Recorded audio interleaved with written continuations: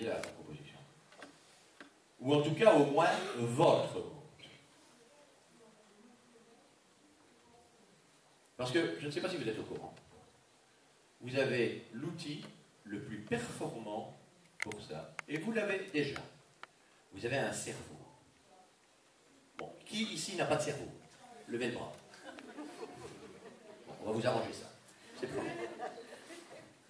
D'accord? Ah oui, une autre question. Y a-t-il des Martiens ou des Vénusiens dans la salle? Parce que là, c'est encore une façon différente de voir les choses. Hein? D'accord? Ils n'ont pas le cerveau au même endroit. Ok? Bien.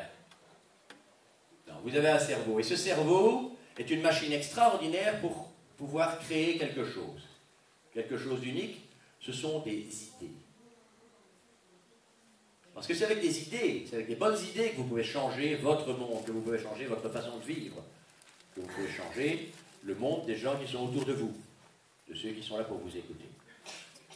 Simplement, il y a une chose, ces idées, si elles restent dans votre tête, si vous ne les communiquez pas correctement, si vous ne les faites pas passer, ces idées, elles vont avoir un seul résultat.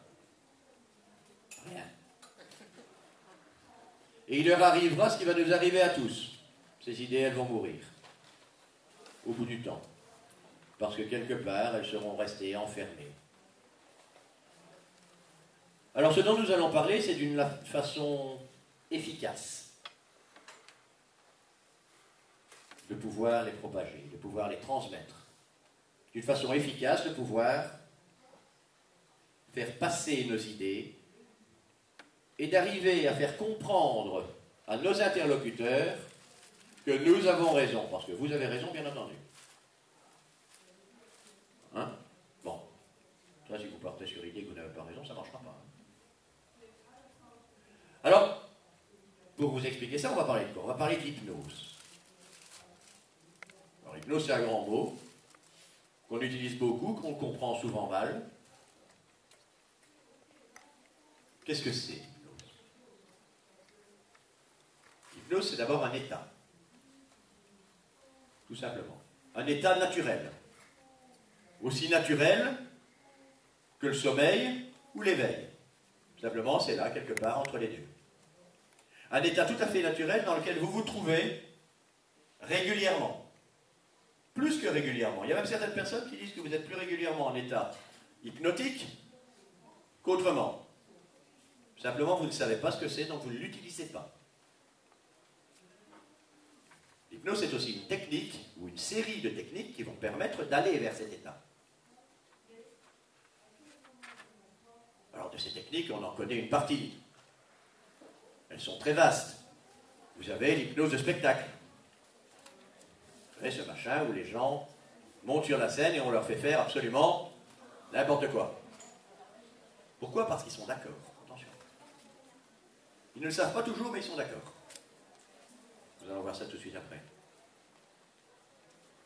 Vous avez l'hypnose classique, qu'on va appeler du semi-conversationnel, celle qu'on fait dans un cabinet d'hypnothérapeute. Vous vous asseyez en face de quelqu'un qui tout d'un coup va commencer à vous parler d'une façon bizarre. Et petit à petit, alors que vous le savez, bien entendu, vous allez commencer à partir. Tranquillement, au rythme de votre respiration. C'est bien, mais si vous ne le remarquez pas, c'est que quelque part, c'est pas seulement chez un hypnothérapeute qu'il faut aller, mais chez un ophtalmologue, voire un spécialiste des oreilles. D'accord? Cette hypnose-là, elle ne va pas être plus possiblement utilisable en communication, par exemple, si vous voulez aller demander l'augmentation à votre patron. Vous imaginez ça, vous arrivez devant votre patron, bonjour patron, je vous regarde profondément, les yeux dans les yeux. Donnez-moi une hypnose, donnez-moi une augmentation. À mon avis, ça va pas le faire. D'accord? Par contre, il y a, à l'autre bout de la chaîne, il y a ce dont nous allons parler, ce qui sert vraiment dans toutes les circonstances, ce qui est utilisable en toutes circonstances. Vous avez ce que nous appelons l'hypnose éveillée conversationnelle. La vraie hypnose conversationnelle. Celle aussi que nous avons parlé de Milton Erickson un instant avant.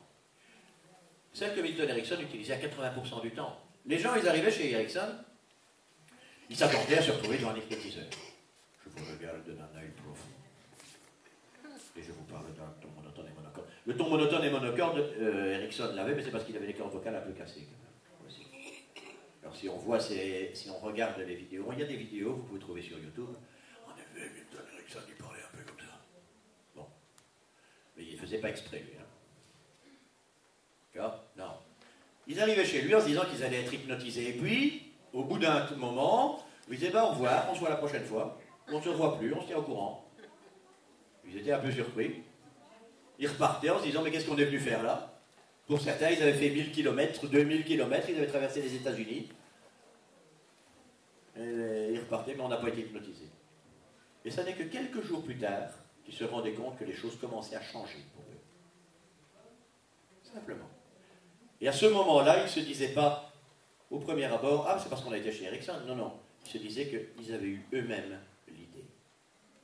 Ce qu'il avait réussi à faire, c'était à planter une graine.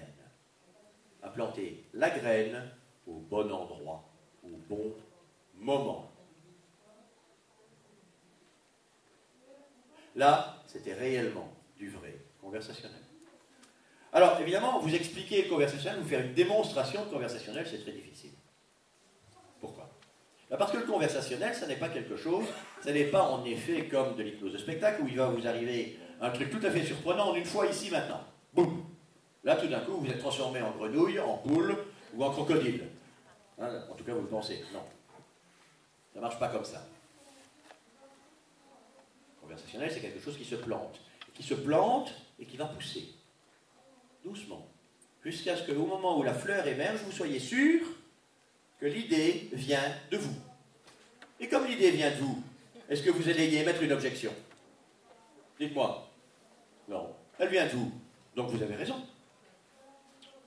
En même temps, il y a moyen de le comprendre quand même. Qu'est-ce qu'on va faire? Je vais utiliser des démonstrations qui vont être très visibles. Et nous allons un petit peu décomposer ça. Pour ça, j'ai besoin d'un ou une volontaire. Alors si possible, quelqu'un qui n'a jamais été hypnotisé. Allez, madame. Il y aura plusieurs démonstrations, donc on va... Venez. Vous pouvez vous rasseoir. N'ayez pas peur, je ne mords pas sauf sur demande. Voilà. Venez. Oui, ici. Bonjour. Comment vous appelez-vous? Adélia.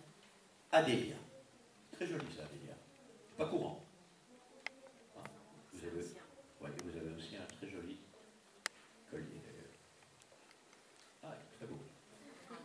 C'est de l'ambre. Très très beau. Alors Adélia, vous êtes bien d'accord pour faire une petite expérience? Alors on va faire une expérience, je vous explique. On va faire quelque chose de très simple. Hein? On ne va pas commencer à faire des choses très compliquées ici devant tout le monde. D'accord? On va faire quelque chose de très simple, quelque chose qui va plutôt vers une forme de relaxation.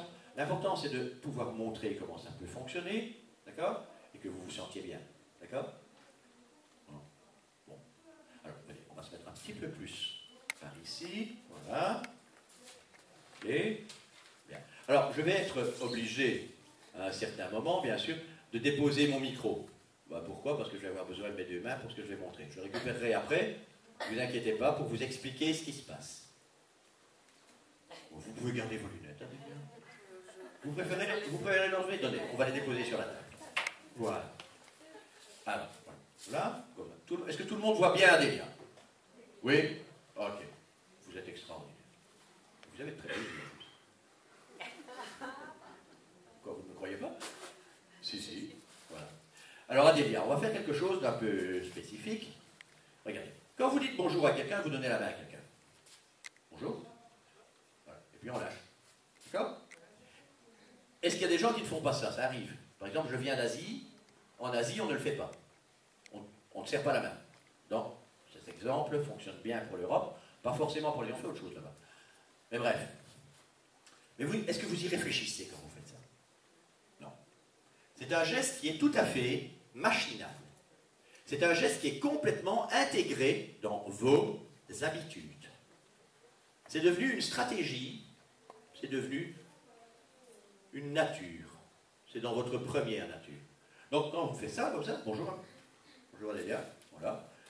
Puis bon, on attend qu'il se passe quelque chose. On attend quoi? On attend qu'on relâche, qu'on revienne en arrière. Maintenant, regardez, je vais déposer mon... Attendez. Bien. Je vais déposer mon micro un instant et on va faire les choses, vous allez voir.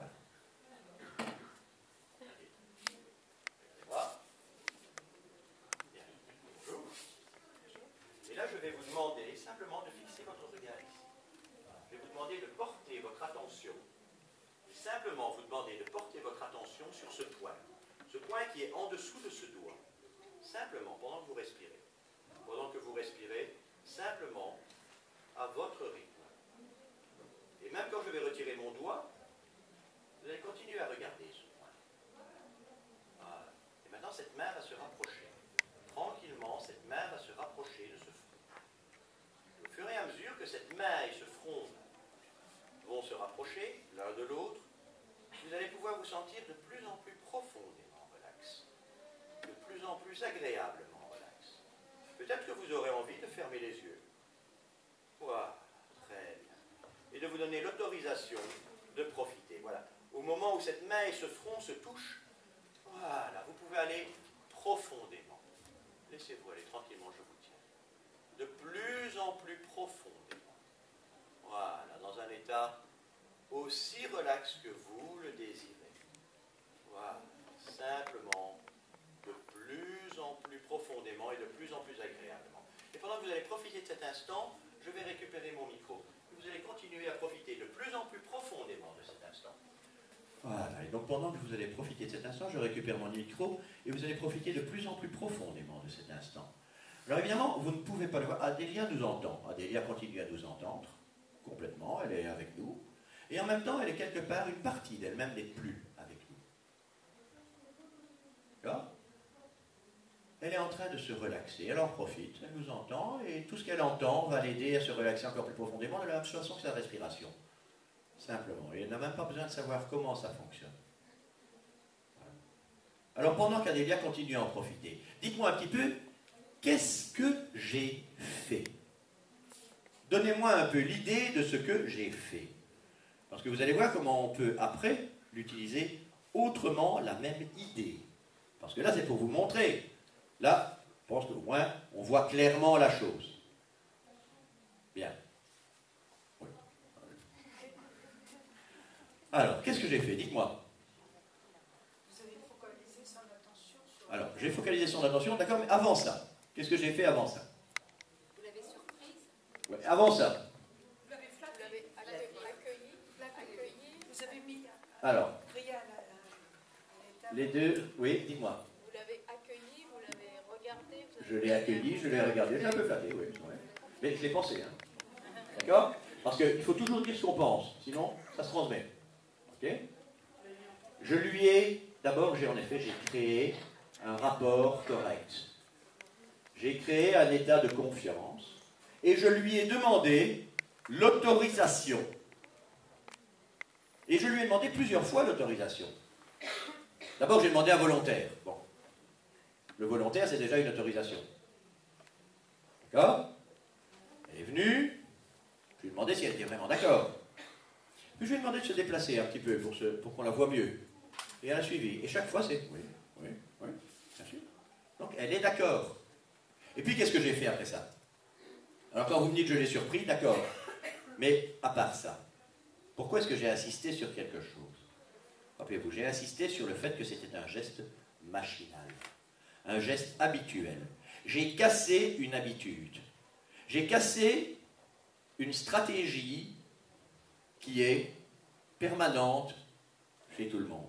Ça veut dire que l'inconscient d'Adélia attend toujours la suite du mouvement. Elle attend toujours, son inconscient en tout cas, qu'on termine ce mouvement. Bon, on va la remettre, on va la faire revenir avec nous quand même. Oui, on ne va pas la laisser là quand même. C'est pas ça, elle finirait par en ressortir toute seule comme une grande.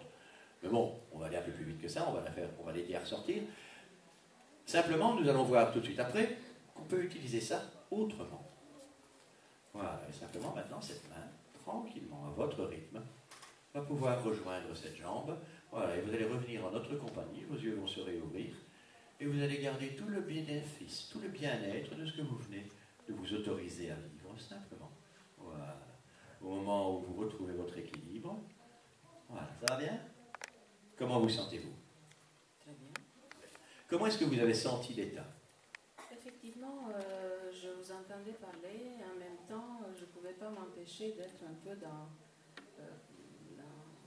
des images qui me venaient de relaxation, d'être bien ailleurs.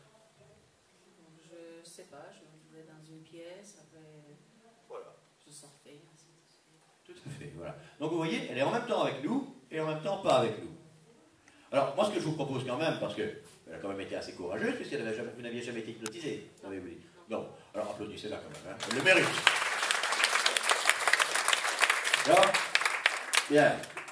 Alors maintenant, évidemment, comment est-ce qu'on pourrait utiliser ça autrement? Nous avons plein de stratégies en permanence. Alors, on va prendre un monsieur maintenant. Monsieur, vous voulez? Oh, vous n'êtes pas obligé, hein? Pardon? On va voir une façon de le faire qui est déjà plus courante, enfin plus facilement utilisable dans la vie de tous les jours. Regardez. Comment vous appelez-vous? Jean. Jean. Bien, Jean. Alors on va recommencer quelque part avec le serment de main. Mais on va le faire autrement, vous allez voir. Le principe reste le même. On a l'habitude, Jean, vous serrez la main aux gens quand vous leur dites bonjour? Est-ce que vous vous rappelez de la première fois où vous avez serré la main à quelqu'un? Non, et la deuxième fois? Vous savez qu'entre cette première et cette deuxième fois et maintenant, il y a plein de choses qui se sont passées, dont on se rappelle ou pas d'ailleurs. Bon, mais c'est pas grave. Allez, bonjour Jean. Voilà. Là, ça c'est le truc normal. Ok? Maintenant, regardez bien. Attendez, je vais mettre le micro. Bonjour Jean. Voilà.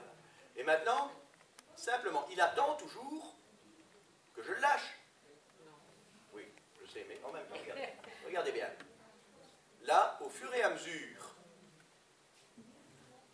mesure, au lieu de finir mon geste rapidement, ici évidemment on le fait différemment parce que, quelque part, je suis en train de vous expliquer, mais normalement dans une conversation courante, qu'est-ce que je fais? Ben, je suis en train de lui dire, vous savez Jean, je suis particulièrement content que vous soyez parmi nous, voilà. Et simplement, pendant ce temps-là, l'inconscient attend toujours que le geste se termine. Et donc, regardez bien, la main de Jean, même s'il est totalement avec nous, reste quand même légèrement en suspension. Alors, évidemment, alors me dire, oui, mais est-ce que c'est mon conscient ou mon inconscient? Je vais vous dire, si c'est votre conscient et que vous ne le savez pas, c'est qu'il y a un problème. Parce que si c'est votre conscient, vous le savez consciemment. D'accord? Maintenant, si dans l'entretemps, j'introduis une suggestion, qu'est-ce qu'elle va faire cette suggestion? Elle va rentrer dans l'esprit. D'accord? Je vous remercie, Jean. Très aimable de votre part. D'accord? Vous comprenez? On a créé une rupture dans un circuit. Et on a mis des mots. Il y a plein de façons de mettre ces mots, de rompre ces circuits. Madame, dites-moi, comment vous appelez-vous? Nathalie. Alors, j'ai une chance, vous qui êtes là derrière, vous tous qui êtes là derrière, vous, public, comme disent certains, non, vous ne savez pas la chance que moi j'ai. Parce que d'abord, Nathalie, elle a un sourire extraordinaire. Hein? Elle a des très beaux yeux. Et j'ai profité du fait qu'elle ait des très beaux yeux pour faire une expérience. Alors, c'est Nathalie, évidemment, qui va... Il faudra la croire sur parole quand elle vous dira quelque chose après. Tu vois, parce que, malheureusement, on ne sait pas le voir de plus près. Vous êtes d'accord pour participer? Pour faire ça? Oui? D'accord.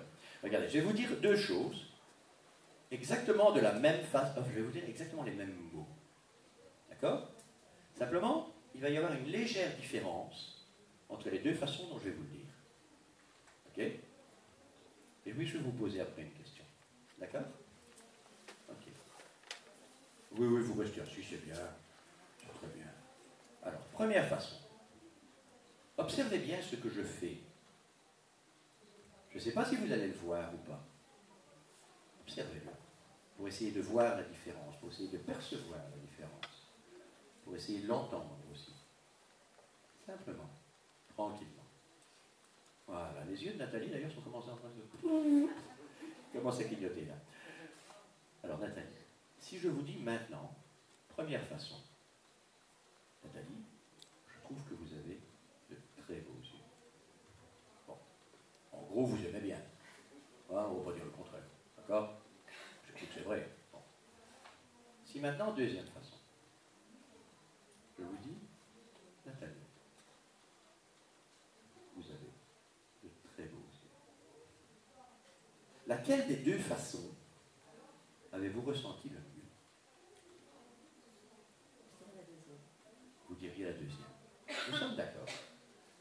Qu'est-ce que j'ai fait? Pourquoi la deuxième?